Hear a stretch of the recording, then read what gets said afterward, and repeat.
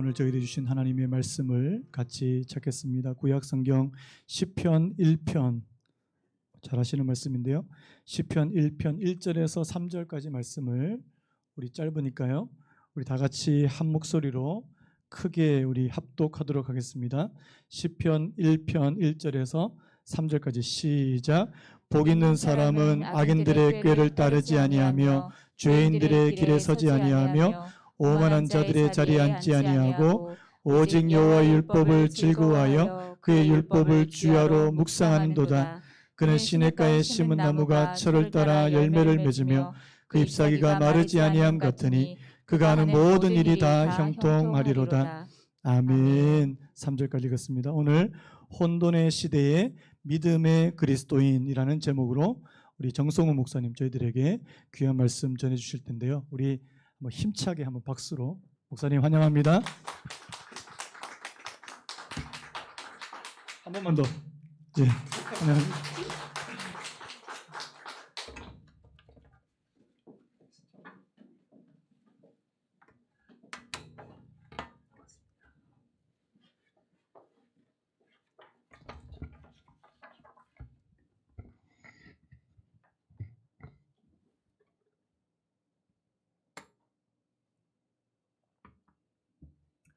반갑습니다. 저는 2005년도에 호주에 가서 교회를 개척하고 섬기다가 제가 호주에 갔다고 하니까 좋은 데 갔나 보다 이렇게 생각하시는데, 호주에 남한의 한 13배가 되는 땅에 저희 한인교회가 하나밖에 없습니다. 제가 그곳에 가서 교회를 개척하고 우리 한국의 청년들과 한국 사람들 상으로 이제 복음을 전했는데 1년에 한 200명 정도 청년이 오가는 곳입니다.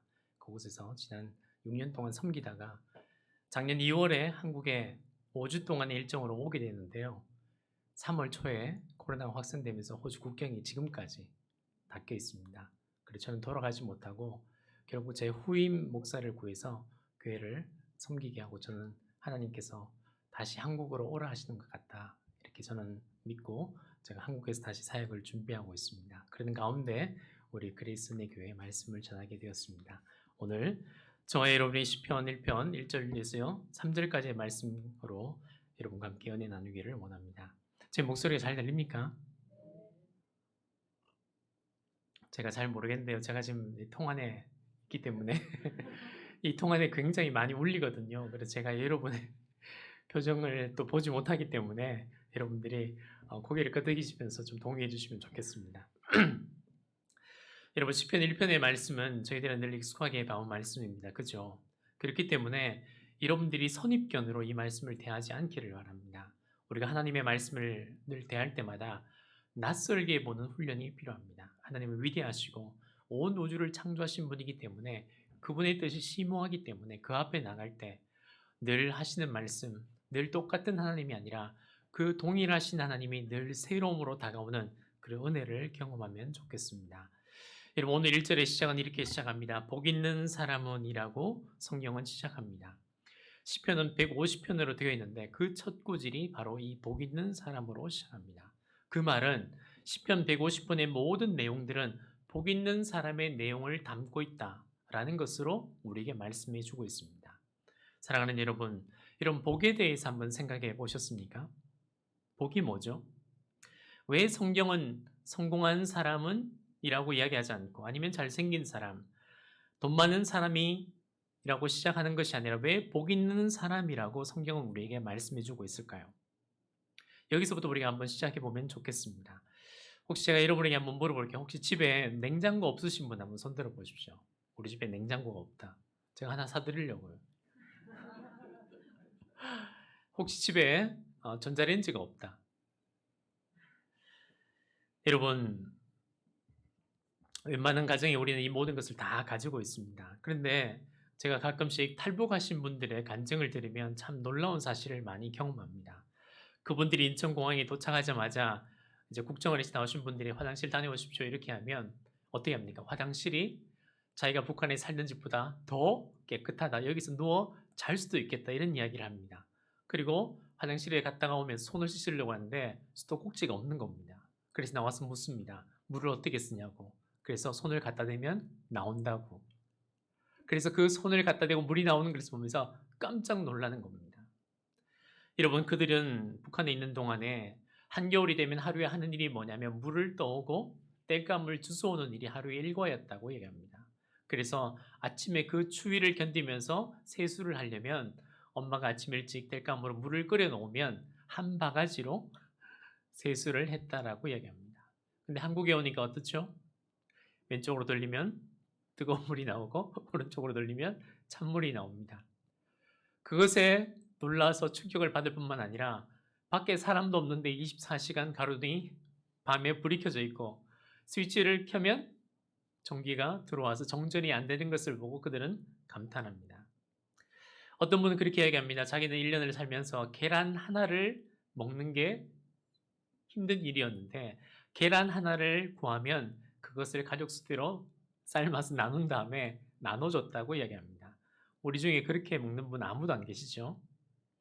그런데 그런 분들이 한국에 와서 서로 이야기하면서 참 너는 우리는 축복받았다 그런 이야기를 합니다.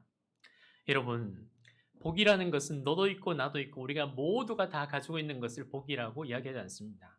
혹시 여러분 만나면서 냉장고 샀다며 아이고 복 받았네 그런 일은 없잖아요.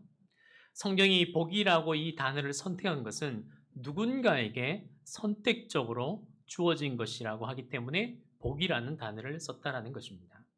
여러분, 우리가 주일에 나와서 누가 예배를 드립니까? 누가 하나님께 기도하고 누가 영생을 누리고 누가 하나님의 뜻을 이루면 누가 이 땅 가운데서 사명을 이루며 살아가고 있습니까? 바로 하나님의 선택된 특별한 자녀들이라는 것입니다. 성경은 우리에게 이 말을 하고 싶어서 성경은 다른 것이 아니라 복 있는 사람이라는 이 복을 우리에게 말씀해 주고 있는 것입니다. 여러분, 시편 150편 중에 73편이라는 거의 절반을 기록한 다윗을 보십시오. 사무엘이 이새의 집에 찾아와서 이 집안의 아들 중에 왕으로 세울 리가 있다라고 할 때 다윗은 그곳에 없었습니다. 하나님은 사무엘을 보내서 누구를 왕으로 세우십니까? 다윗을 왕으로 세우십니다. 아브라함을 보십시오. 오늘 하나님께서 아브라함에게 찾아오셔서 본토 친척 아비 집을 떠나 내가 내게 지시한 땅으로 가라고 하시면서 어떻게 합니까? 너로 인하여 온 민족을 이루겠다고 말씀해 주셨습니다. 우리가 받은 복은 아무나 받거나 누구도 가질 수 있는 복을 가진 것이 아니라 하나님이 우리를 선택해 주셔서 우리가 이 복을 받았다라고 성경은 우리에게 설명해 주고 싶은 것입니다. 그래서 요한복음 15장 16절에 너희가 나를 택한 것이 아니요 내가 너희를 택하여 세웠나니라고 말씀하고 있는 것입니다. 그래서 성경은 이것을 복이라는 단어로 우리에게 알려주고 싶은 것입니다. 그런데 여러분, 하나님이 이 복을 우리에게 아무나 주신 것이 아니라 특별하게 우리에게 주셨다라고 제가 이야기했습니다. 하나님이 선택적으로 우리에게 주셨다고 얘기했습니다. 그런데 하나님 복을 주시면 하나님한테 중요하고 나한테는 중요하지 않아. 내가 너한테 뭔가를 줬는데 나한테는 되게 소중한데 받고 보니 나한테는 필요 없고 아무 쓸모도 없는 거야. 그런 것들은 복이라고 할 수 없습니다. 그죠? 그렇기 때문에 복은 어떻게 합니까? 하나님이 주셨는데 이 복은 하찮은 것이 아니라 어떻게 해요? 아주 귀하고 아주 소중한 것을 우리가 받았다라고 성경은 이야기하고 싶어 하시는 것입니다. 사랑하는 여러분, 우리는 중요한 복을 받았습니다. 귀한 복을 받았습니다. 그리고 이 복은 어떤 복입니까? 복은 네가 잘나서 네가 노력해서 이 노력의 대가만큼 받는 것은 복이 아닙니다. 여러분 직장 다니시죠? 직장에서 한 달을 일하고 나서 월급이 통장에 들어왔습니다. 사장님이 찾아가서 어떻게 합니까? 사장님 복을 주셔서 감사합니다 라고 이야기하는 사람은 아무도 없습니다. 내가 일한 만큼의 대가를 받는 것이 복이 아니라 나는 잘나지 않았고 나는 그런 기대를 하지 않았고 나는 그럴 만한 자격이 전혀 없음에도 불구하고 하나님이 나를 불러서 이 엄청난 복을 주셨다라고 성경은 이야기하고 싶은 것입니다. 세 번째로 여러분 제가 엄청난 복이라고 이야기했습니다. 그런데 성도들은 이 복 있는 사람이라고 이야기할 때 하나님이 어떤 위대하고 소중한 것을 주셨는지를 우리는 잘 실감하지 못합니다. 여러분 제가 여러분에게 한번 질문해 보겠습니다. 저는 호주에 있으면서 청년들이 이제 와서 저희들 교회에서 새신자들이 오면 반드시 그날 붙들어서 새신자 교육을 합니다. 그러면 놀랍게도 그 새신자들의 절반 이상이 예수의 복음에 관심을 가지고 돌아올 상황이 벌어집니다. 그때마다 하는 질문이 있습니다. 제가 여러분에게 물어보겠습니다. 여러분이 생각하기에 세상에서 가장 중요한 것은 무엇입니까?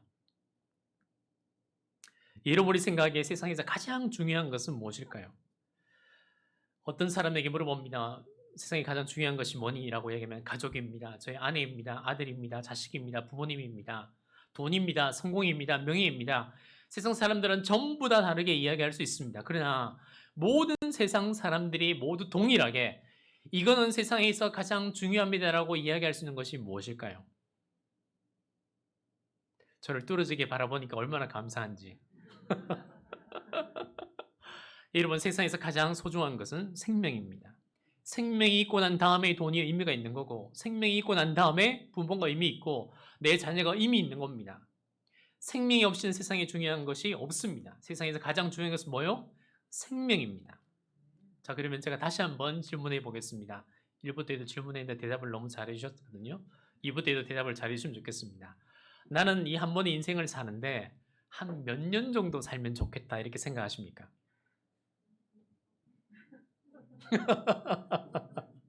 어떤 청년에게 보니까 200년이라고 얘기하더라고요.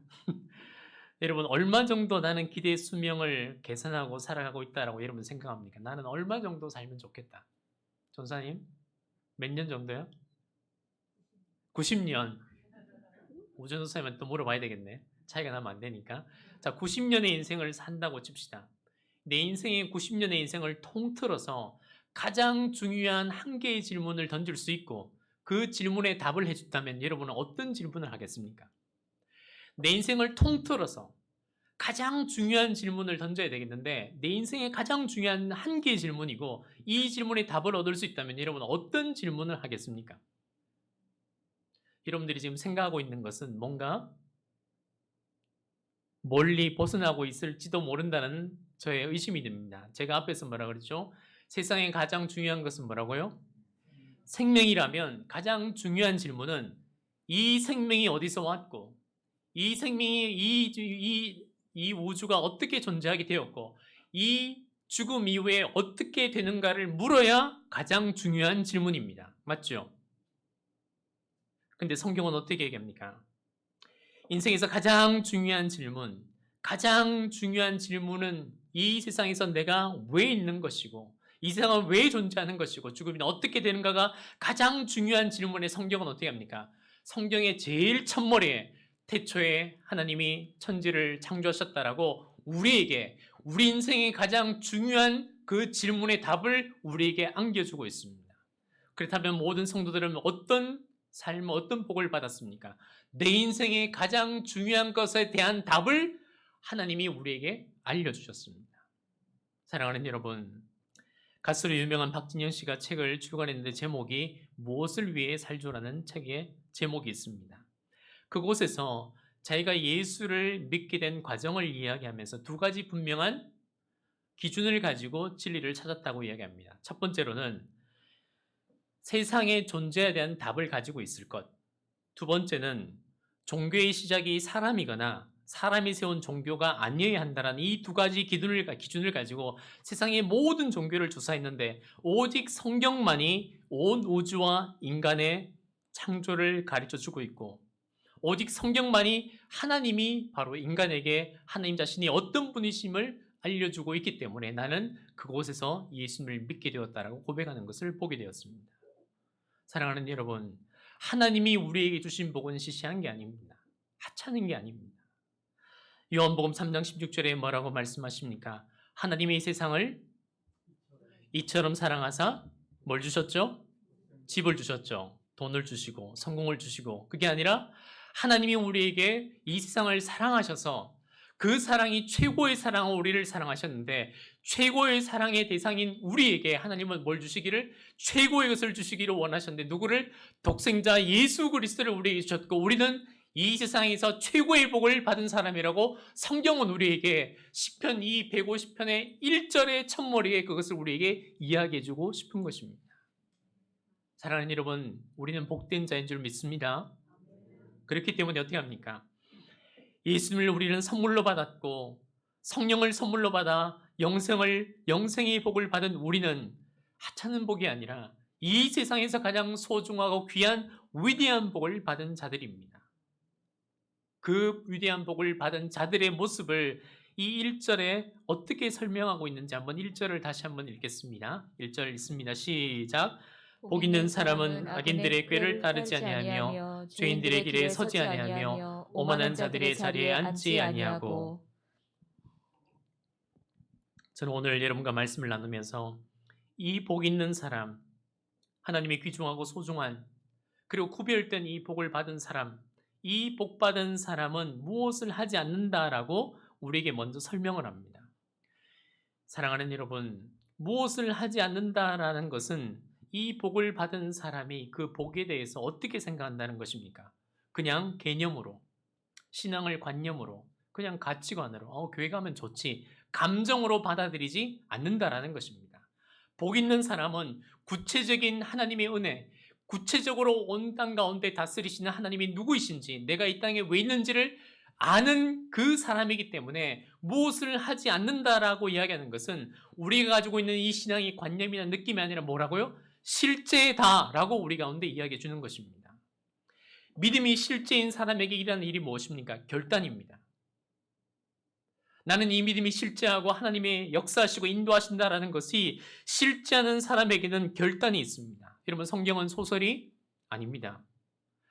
죽으면 영원한 나라에 가겠지라는 희망사항을 성경이 우리에게 말해주고 있는 것이 아닙니다. 성경은 어디에나 우리에게 그 역사 가운데 실제하시는 하나님을 우리에게 말씀해주고 있습니다. 여러분, 관념과 개념의 하나님이 아닙니다. 결혼하신 분 한번 손 들어 볼래요? 손 안 드신 분 이혼했거나 혼자 계시거나 그런 거죠. 제가 왜 묻습니까? 여러분, 사랑하지 않는 자에게 사랑은 한다 안 한다 두 개밖에 없죠. 그러나 사랑하는 자에게 사랑은 뭡니까? 그 안에 풍성하고 놀라운 일들이 일어나는 겁니다. 믿음이 실제하는 자에게는, 믿음이 없는 자에게 믿는다 안 믿는다 두 가지밖에 없지만, 믿는 자에게는 그 믿음의 실제가 어떻게 역사하는지를 성경은 우리에게 보여주고 있습니다. 사랑하는 여러분, 하나님은 우리의 고난과 우리의 실망과 좌절과 우리의 성공과 우리의 모든 순간에 하나님은 실제하십니다. 그것을 성경은 우리에게 다루고 있습니다. 여러분, 오늘 집에 가서 시편 150편의 내용을 보십시오. 그들의 좌절의 순간에 홀로 있는 것이 아니라 하나님 앞에 기도합니다. 왜? 하나님은 실제하시기 때문에. 그들은 고난을 받고 억울한 일을 당하고 괴로운 일을 악인들에게 당합니다. 그때 어떻게 합니까? 하나님에게 기도합니다. 왜요? 기도는 관념이 아니라 그들에게 있어서 하나님은 실제하시고 그 실제하신 하나님이 나의 억울함을 풀어주시며 하나님께서 공의하시기에 그들을 심판하신다는 실제의 하나님을 믿었기 때문에 그들은 기도하는 것입니다. 저는 여러분의 삶이 하나님이 실제하기를 주님의 이름으로 축원합니다. 하나님은 실제하십니다. 사무엘상 24장에 보면 한 이야기가 나옵니다. 사울이 다윗을 죽이려고 골리앗 사건 이후에 다윗이 잘 되는 것을 볼 수 없는 사울은 이 다윗을 죽이기 위해서 3,000명의 정예군사를 모집합니다.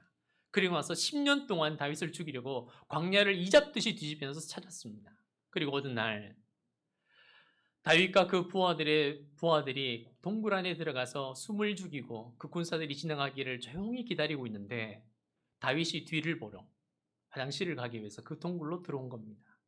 차고 있던 칼을 풀고 허리띠를 내려놓고 그곳에서 뒤를 보는 그 모습을, 광경을 바라보는 모든 부하들이 다윗에게 이야기합니다. 하나님이 우리에게 기회를 주셨습니다.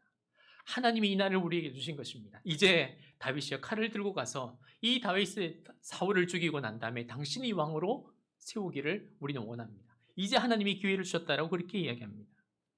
이 단 한순간이면 어떤 일이 벌어집니까?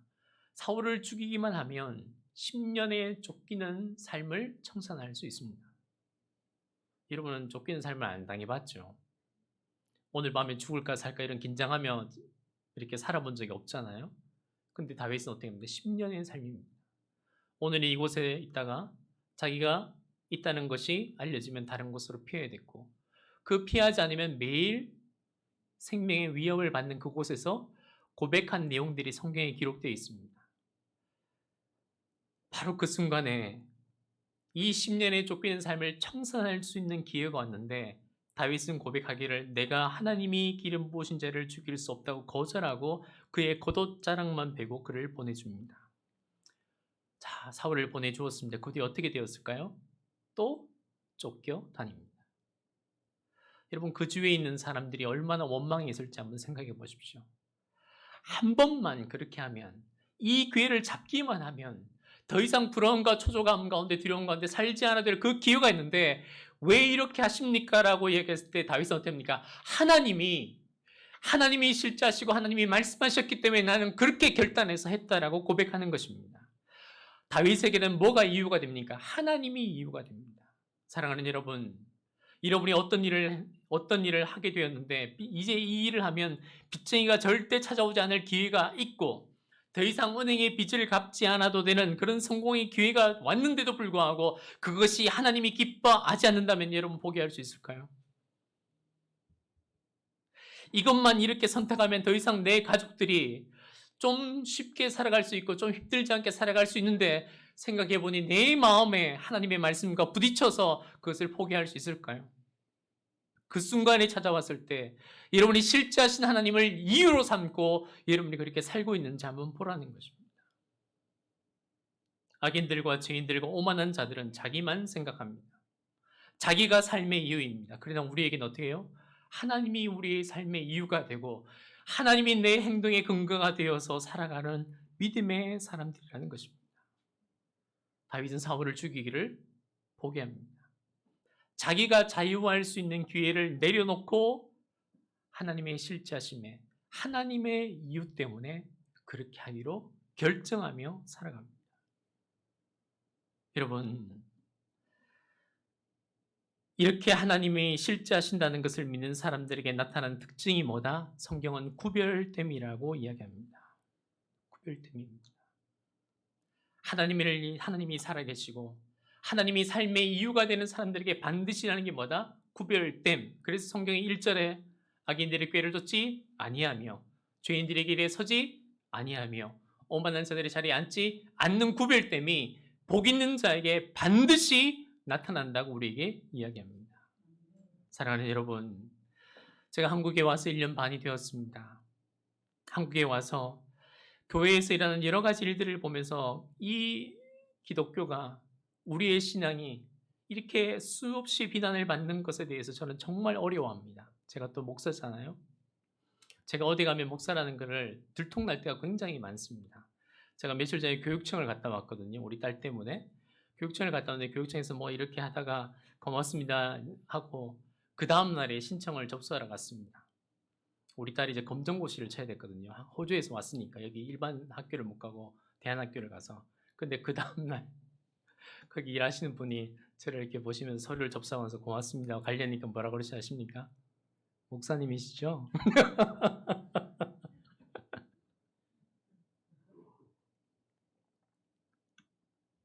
여러분, 저는 가끔 그런 생각을 합니다. 우리가 정말 세상보다 나빠서 비난을 받을까?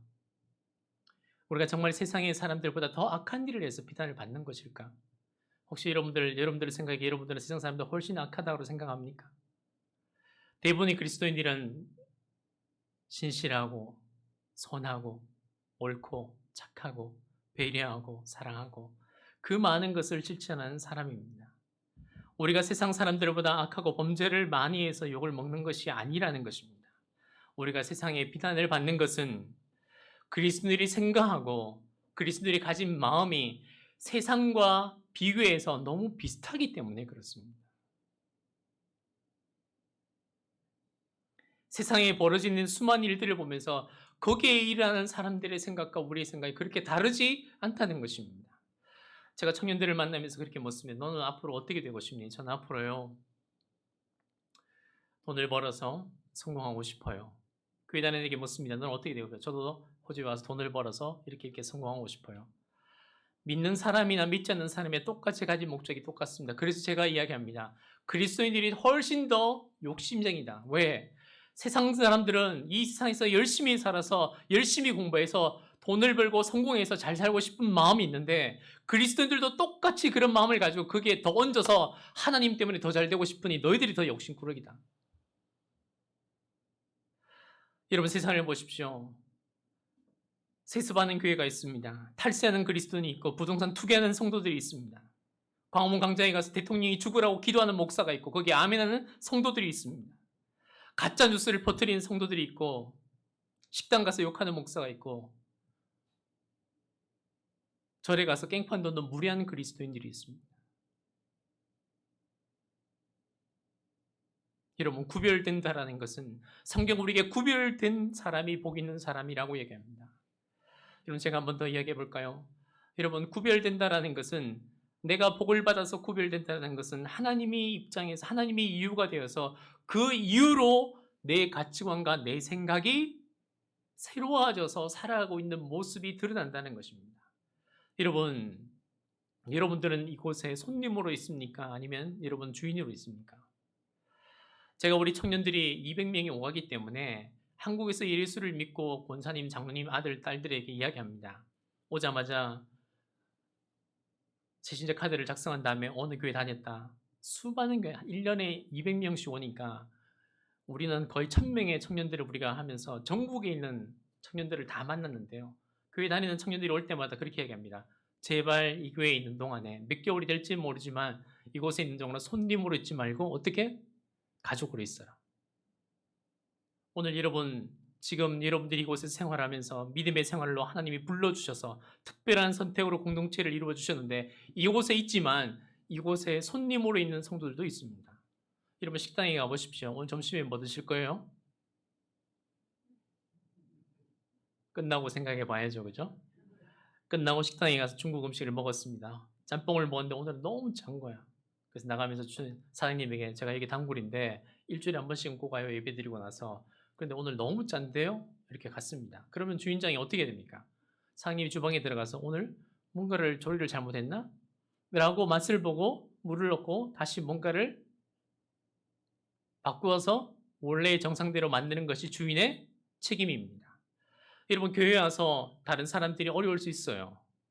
저 집사님이 좀 마음에 안 들고 목사님 오늘 넥타이가 마음에 안 들고 양복 색깔이 별로 마음에 안 들 수 있습니다. 설교하는 스타일이 내 마음에 원하지 않을 수도 있어요. 교회에서 이렇게 하는 행사가 나는 그렇게 원하지 않는 걸 할 수도 있습니다. 근데 그건 어떻게 합니까? 평가하는 것은 손님의 태도입니다. 주인한테는 어떻게 하죠? 아, 이 교회가 이런 어려움이 있구나. 이 공터에 저 집사님이 어렵구나. 주인의 마음 어떻게 돼? 내가 어떻게 기도해야 되지? 내가 어떻게 제자로 자라가기 위해서 어떤 모습으로 서야 되지? 고민하는 게 주인이고 그것을 책임지고 고쳐가는 게 어떻게 합니까? 주인의 태도라는 겁니다.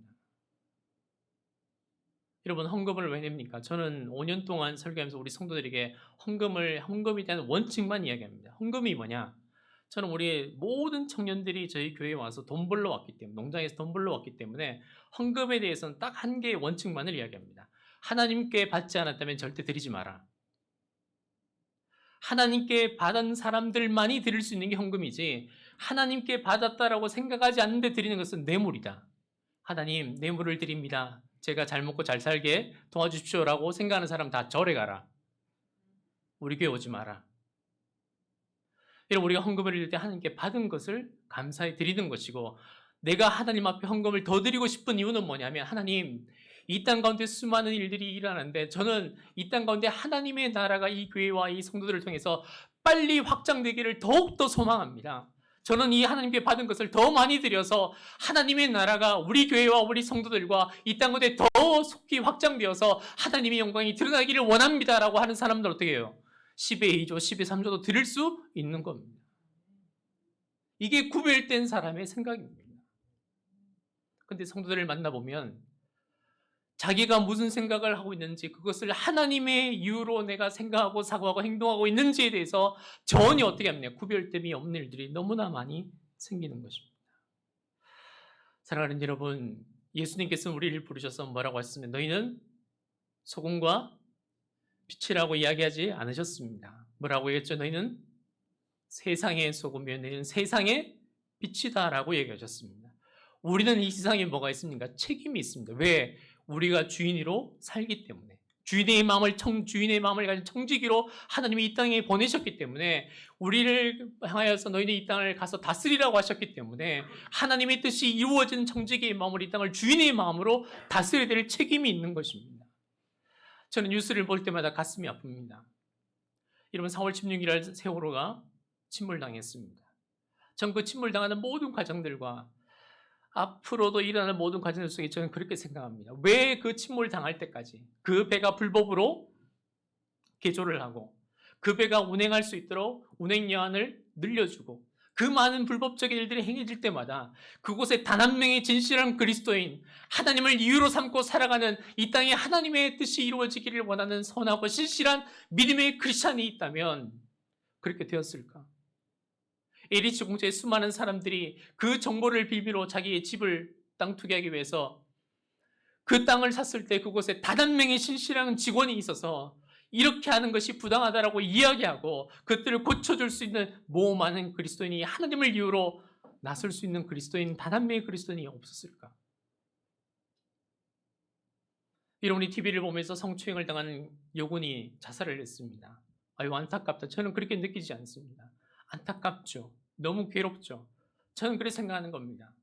부대에 그렇게 교회가 많은데 그 성추행당한 여군의 상사 중에 누군가가 그 신실한 그리스도인이 있어서 그러면 안 되지. 그 여군을 보호해주고 그렇게 가해자들을 어떻게 합니까? 적법하게 판결을 받을 수 있도록 도와줬다면 그 여군이 죽었을까?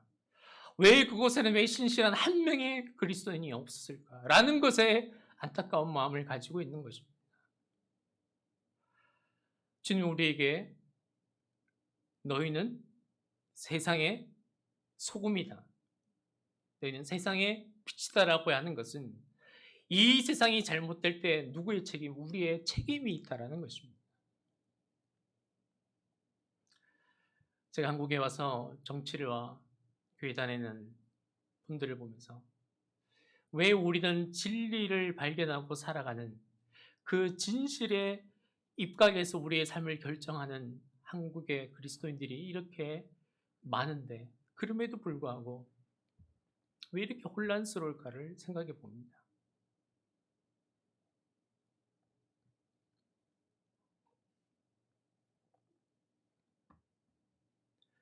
저는 여러분들이 하나님을 이유로 책임을 지고 살아가는 한 사람이 되기를 원합니다. 예레미야 5장 1절에 보면 이렇게 우리에게 말씀하십니다. 너희는 예루살렘 거리로 빨리 다니며 그 넓은 거리에서 찾아보고 알라. 너희가 만일 정의를 행하며 진리를 구하는 자를 한 사람이라도 찾으면 내가 이 성읍을 용서하리라. 정의를 행하며 진리를 구하는 자 한 사람이 있으면 무너져가는 예루살렘도 하나님이 용서하시고 회복하시겠다라고 이야기하십니다. 그리스도인들이 빨갱이가 정부의 주도권을 잡아서 우리나라 망한다고 이야기할 때 저는 심히 부끄러웠습니다. 왜 부끄러운지 아십니까? 경제가 망해서 우리나라가 무너지지 않습니다. 여러분들이 구약의 이스라엘 역사를 보십시오. 경제가 망해서 이스라엘이 망한 게 아니라 하나님을 섬기는 백성들이 하나님을 저버리고 그들의 탐욕과 그들의 욕심을 따라 살아갈 때 이스라엘 백성들이 망했던 것을 성경이 우리에게 증거하고 있습니다. 그렇다면 그 망한 책임이 누구에게 있습니까? 우리 그리스도인들에게. 이 땅이 바로 되도록 한 사람의 정의를 구하고 정의를 하며 진리를 구한 한 사람으로 이 땅 가운데 살아야 될 이유가 바로 복 있는 구별된 백성들에게 있다는 것입니다. 그래서 여러분 우리가 밖에 나가서 예수 그리스도를 증거한다는 것은 진리에 순종하고 진리가 아닌 것에 저항하며 살아가는 것입니다. 그래서 그리스도를 증거한다는 것은 그리스도를 닮았다는 것이고 그 증거로서 저항과 고난이 나타나게 되는 것입니다. 여러분 오늘 본문을 보십시오. 복 있는 사람 어떤 사람? 구별된 사람이라고 이야기합니다. 구별된 사람입니다.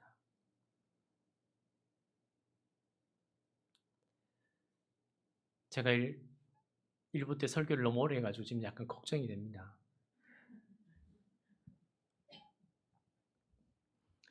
여러분 우리가 구별되었는데 이 세상에 책임이 있는데 왜 이렇게 그런데 그리스도인으로 살아가기 힘들까요? 한번 생각해 보셨습니까? 여러분 왜 우리 그리스도인들이 악과 거짓에 대해서 분별해서 저항하지 않게 되었을까요? 그것은 바로 하나님의 나라를 이어가는 목적의식을 잃어버렸기 때문입니다. 우리가 목표가 분명하지 않으면 그 저항은 지속될 수 없습니다.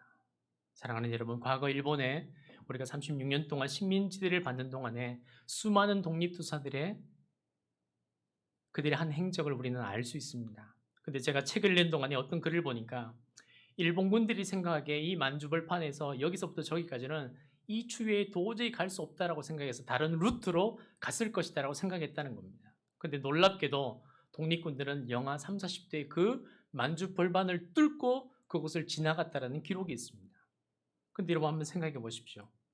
독립군들 가운데 내가 이 독립에 노력을 해서 독립이 반드시 이루어진다고 믿는 사람들이 있고, 그렇지 않고 나는 생존을 위해서 어쩔 수 없는 사람들이 그곳에 있다면, 두 사람들이 똑같은 곳에 똑같은 장소에 있지만 똑같이 싸우기도 하지만 누가 더 힘들까요? 목적의식이 없는 사람이 훨씬 더 힘든 겁니다.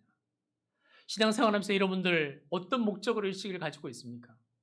교회 오면 되지, 예배 드리면 되지. 목적의식이 없는 사람은 뭘 해도 힘듭니다. 여러분, 올해를 시작하면서 어떤 목적을 가졌습니까? 올해 어떤 목표를 가지고 어떤 지향성으로 살기를 여러분의 마음 가운데 결단하셨습니까?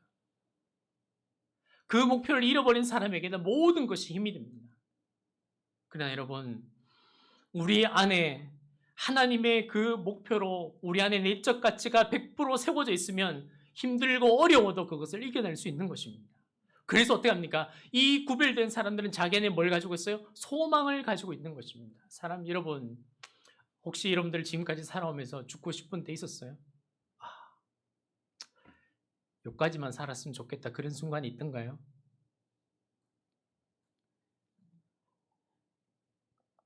저는 있었습니다. 여러분이 상상할 수 없는 억울함을 저는 목회하면서도 겪었고, 정말 왜 사람들이 죽는지에 대해서 묵상하고 예수님을 만난 그런 일들이 저에게도 있었습니다. 여러분, 돈 없어서 죽는 게 아닙니다. 압니까? 돈이 없는데 돈이 없어서 죽는 게 아닙니다. 억울한데 억울해 죽는 게 아닙니다.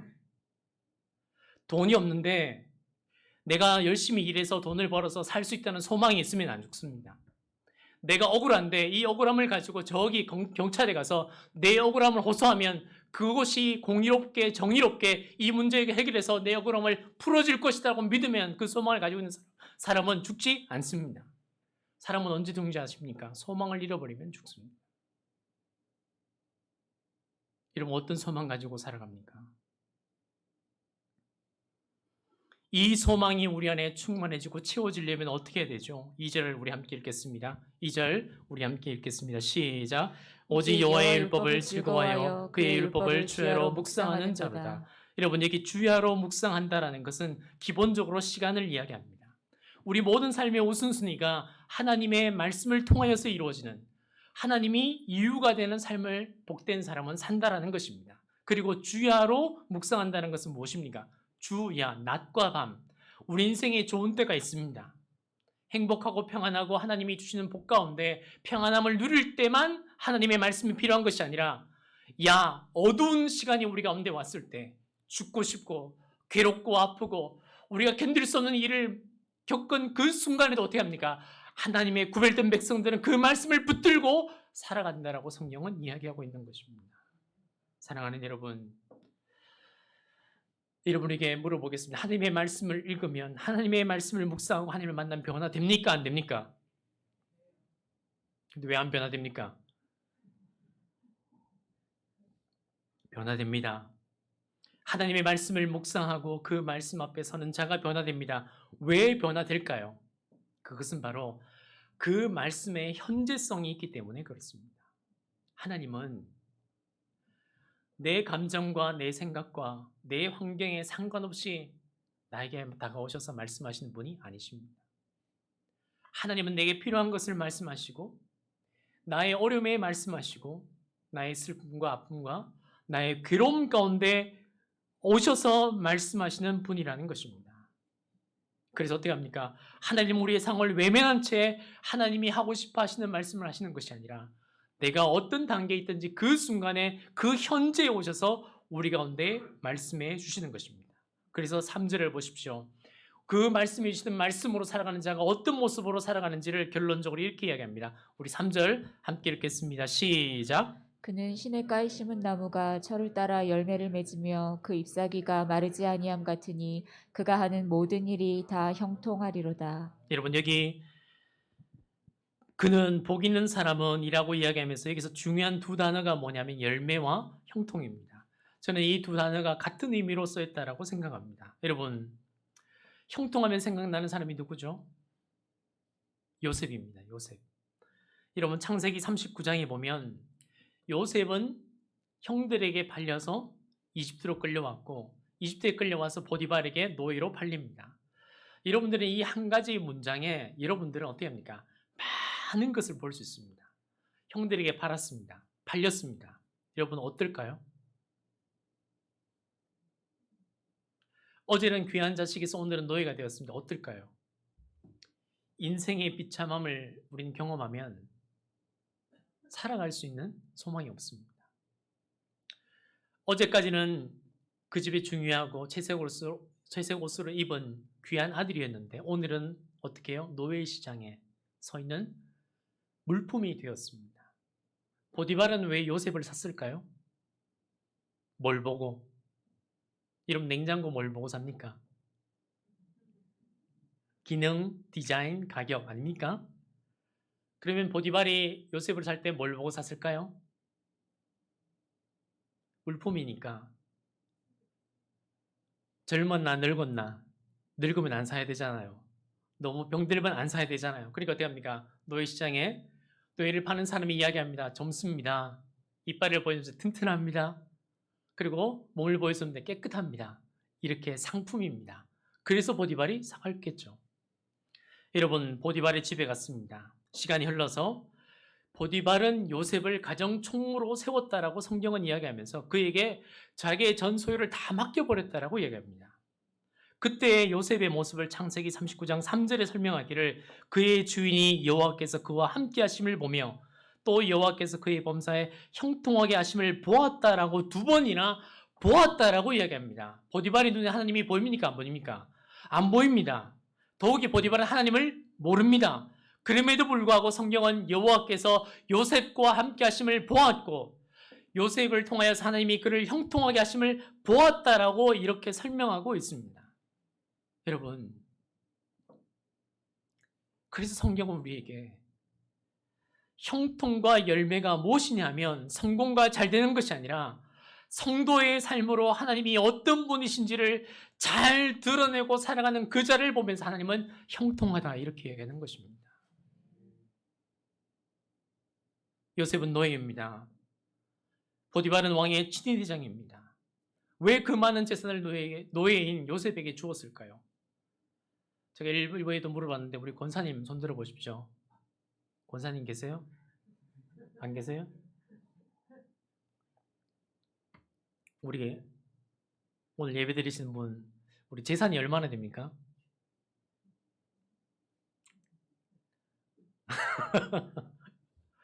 속으로 생각하세요? 재산이 얼마쯤 되십니까? 또 여러분들 중에 목사님 저는 되게 그냥 소소하게 살아요.